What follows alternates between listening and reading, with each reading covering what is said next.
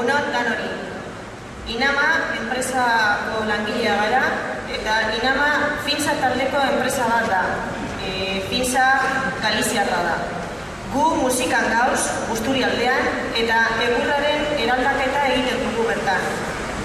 Une honetan, konkurtso prozesuan gaude, eta enpresak kontratuak, langileen kontratuak kaleratzeko ere bat aurkeztu du.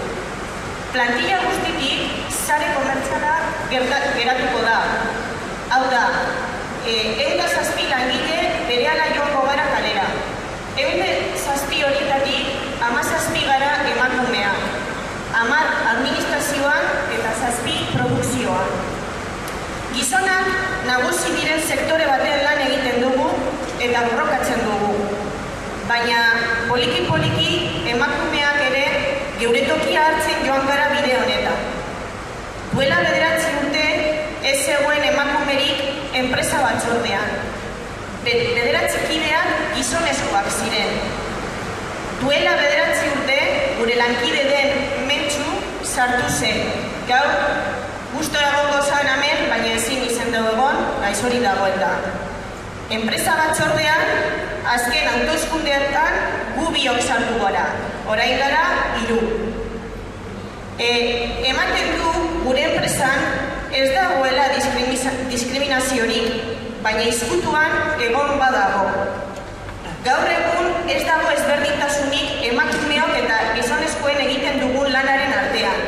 Baina hala ere, emakumeak ez dira promozioetan sartzen. Ez dago emakumerik arduradun edo mandoen artean. Enpresa 1993an sortu zen, eta lehen emakumea 2000 urtean sartu zen lanean. Eta lortu dugun kategoriarik altuena 2. mailako ofizialarena izan da. Hau oso esanguratsua da.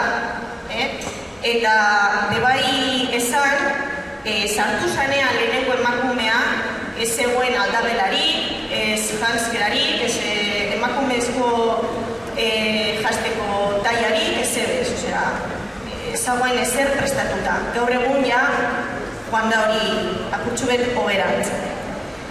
Finsaren erabaki estrategikoa izan da, Inama hiltzen ustearena.